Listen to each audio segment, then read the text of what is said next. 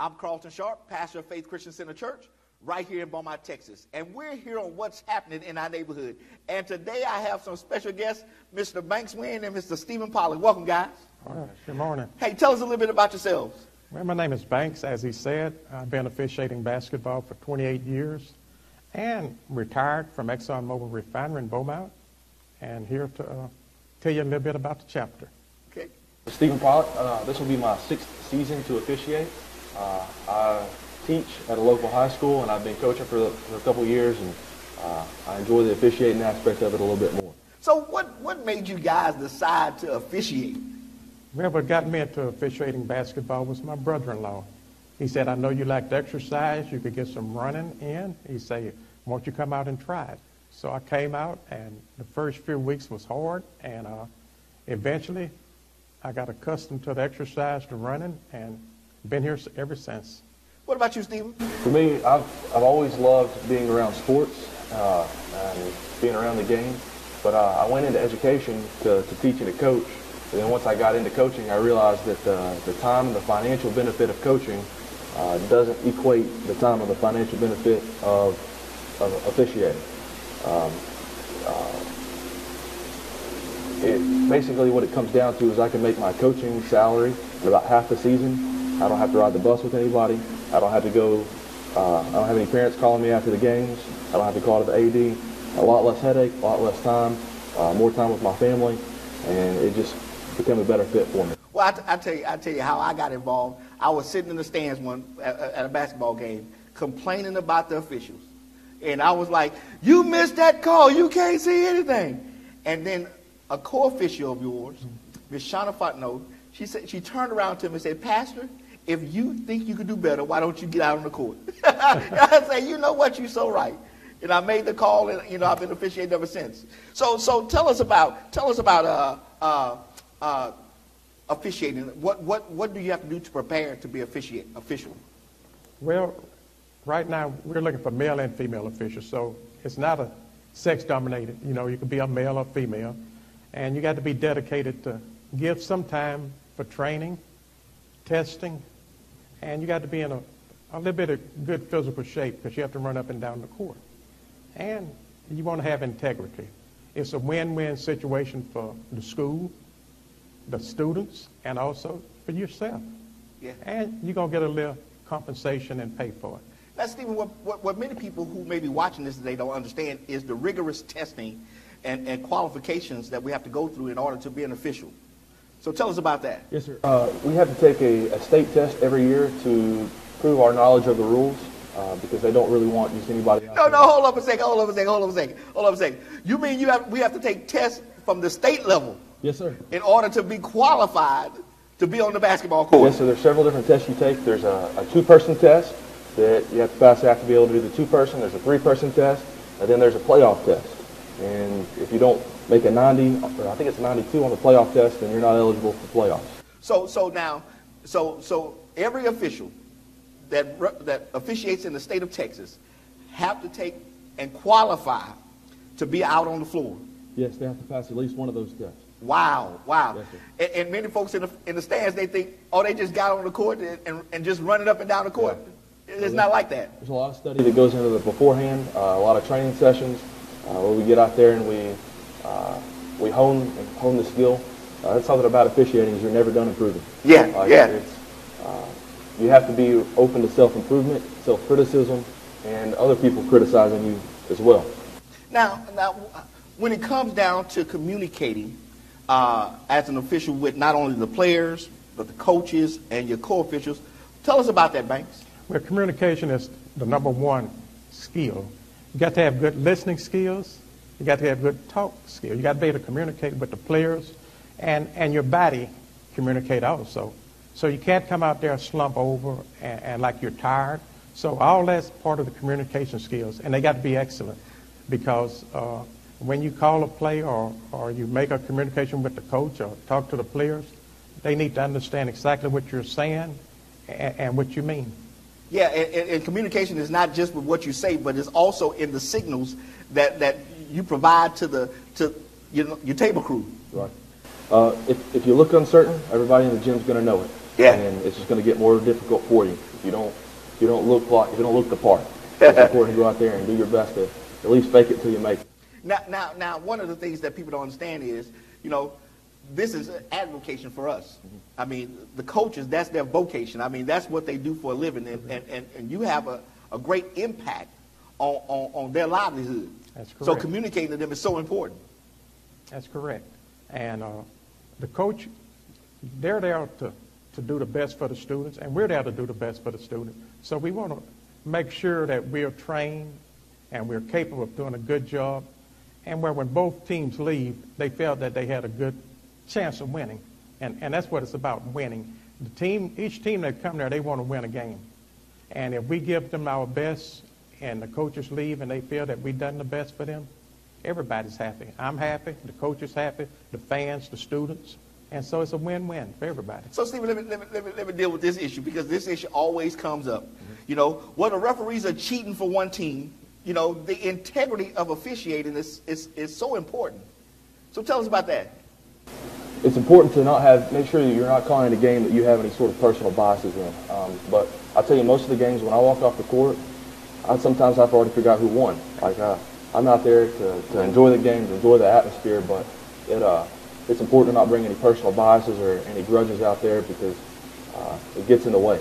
These kids and these coaches, they put in countless amount of time in the off season, then during the season, and it's only fair for us to give them the best that we can give them when they get out there on that floor. And that's what's very important, because I tell people all the time, listen, I don't have a dog in the fight, and my integrity is too important to me to cheat a team or a kid out of a game. And so officials have that mindset. Listen, we're not going to, decide the game. The kids on the court are going to decide the game. We're just there to make sure that the rules are applied to the game and everybody have a good time. So when it comes down to controlling your emotions, because sometimes the coaches, the fans can really get on you while you're officiating the game. So tell us about that. Well, that's correct. Emotions sometimes are really hard to control. So usually when the fans and the coaches get up there, they get high and the pitch is fever top, you want to stay low key. Talking to low key voice, don't get excited, and do what you're trained to do. And if you stay low key, it eventually brings the level of tension in the gym down, because everybody's looking at the official and they're looking at the coach. So when the coach is up here, you stay down there and try to smooth everything out. And then the fans, eventually when the coach cool down, they will cool down, because they're looking at the coach and they're looking at the officials. Now, one of the things that we're trained not to do is listen to the fans. Right. We're there to concentrate on the game. So talk to us a little bit about that, Stephen. Actually, the fuller the gym is, the easier it is to not listen to the fans. But for the most part, though, like we've been through the training. We know what it is that we're doing, and we have plenty of people that are helping us and critiquing us and teaching us that stuff doesn't necessarily get under my skin anymore. It's just people talking, I guess. Yeah.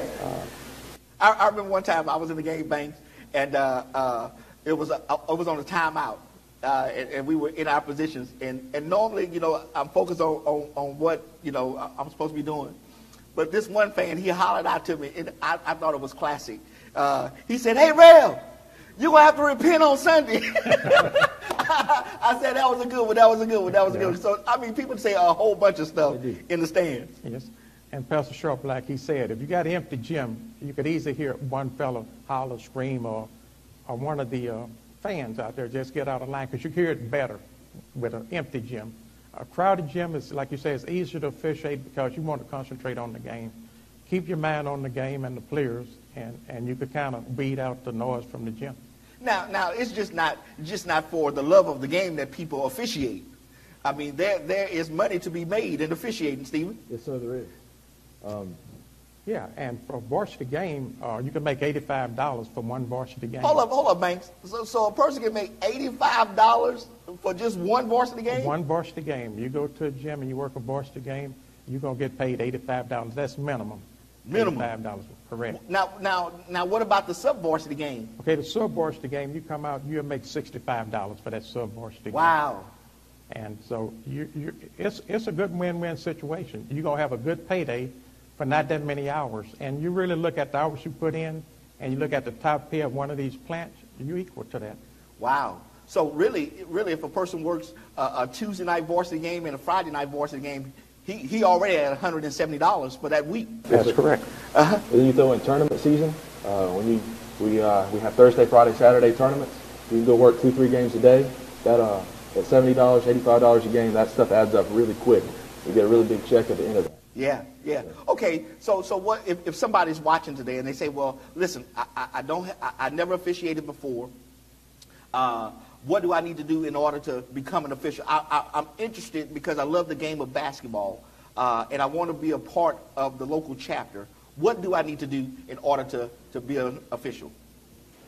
Well, the first thing you need to contact one of the officials, and I think Steve has the number that you could contact. You're going to want to call Mickey Guidry. Mickey Guidry is our state representative.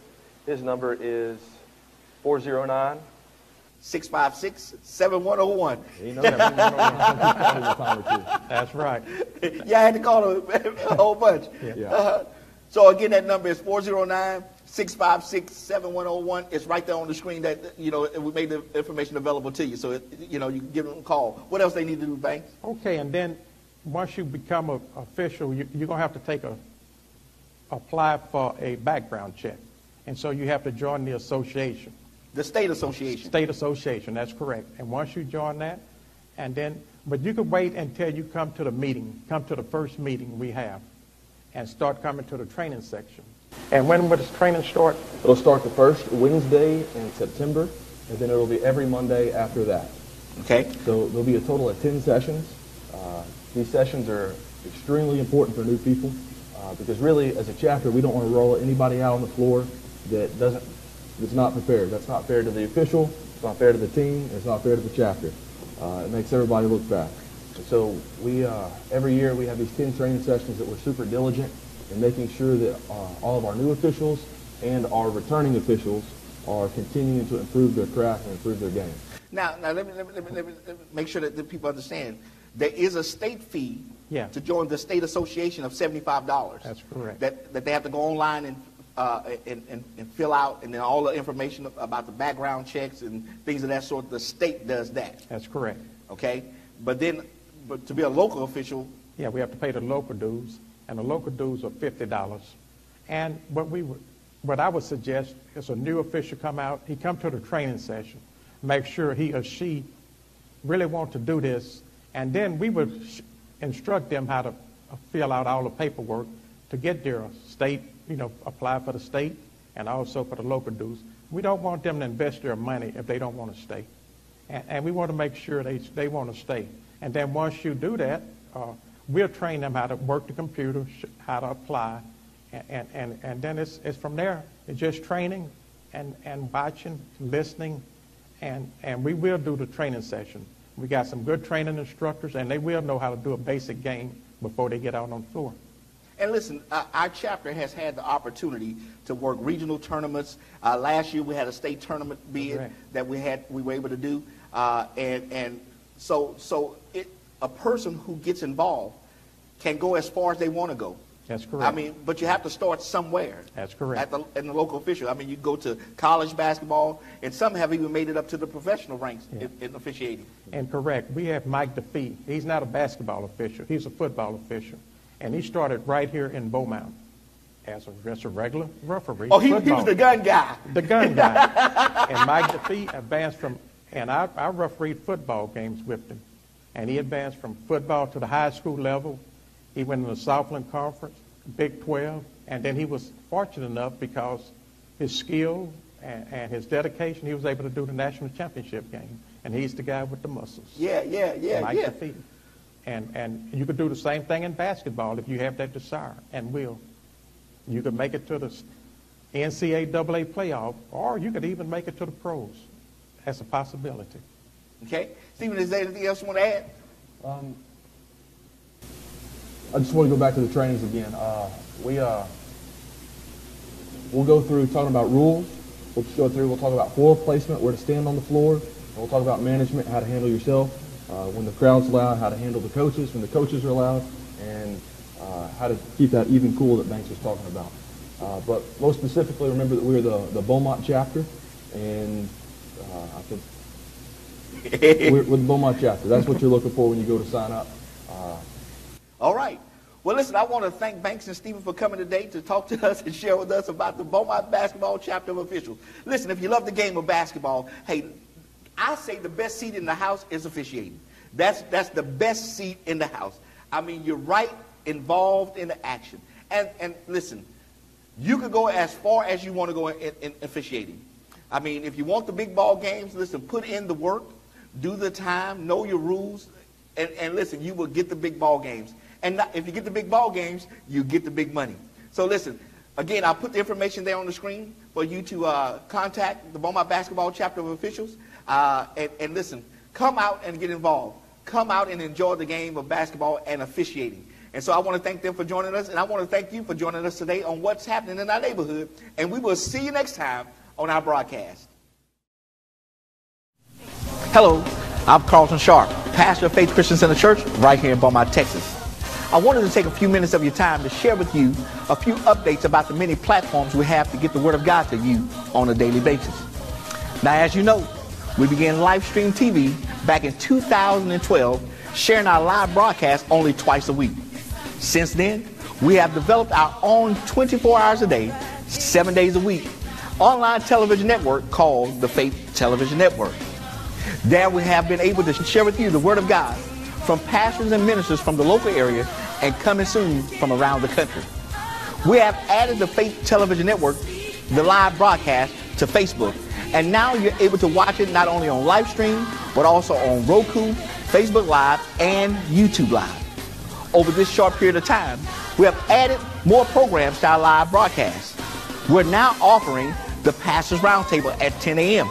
Monday through Friday, where other pastors from around the area come and join me as we talk about topics relevant to your spiritual growth and development.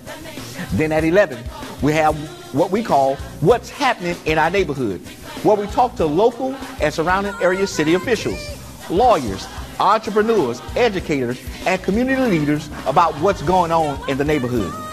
And then finally, we have what we call Soul Food.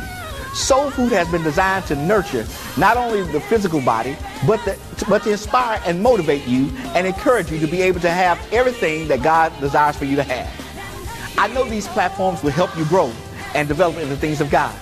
As technology continues to expand and more platforms are made available, we will continue to update you through our Faith Christian Center Church page and my personal page on Facebook. Now remember this, we're building faith, we're building bridges, and we're building lives. And Romans chapter 12 and verse 3 says that God has dealt to every man the measure of faith.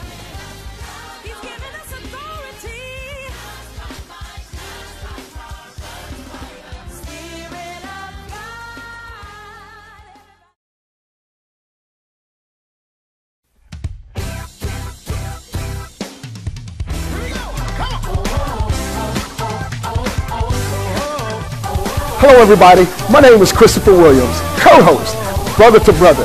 I am so excited about this right here on the Faith Television Network. This is a show that will inspire you and lift you to great heights in your life. It's going to be a wonderful time. I want you to join us. Come on, you'll enjoy it.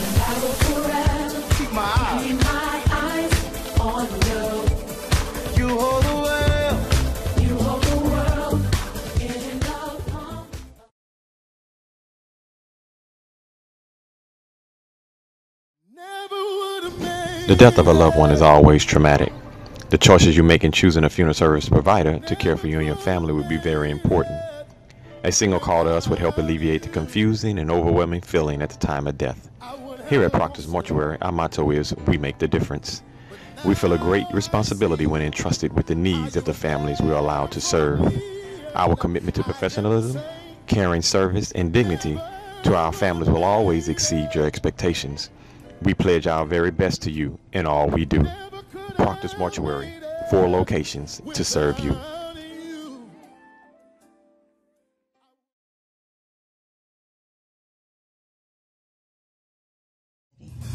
When we encounter challenges in our lives as adults, we know how to go to the Word of God and speak life over our situation.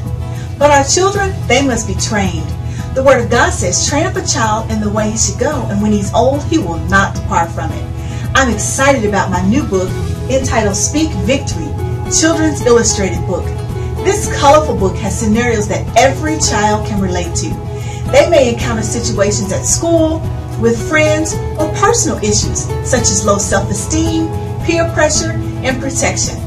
It shows them how to speak victory. It will inspire them and give them hope for success. Yes, they have a voice and they should use it to speak victory. So order your copy today and help your child speak victory over their lives.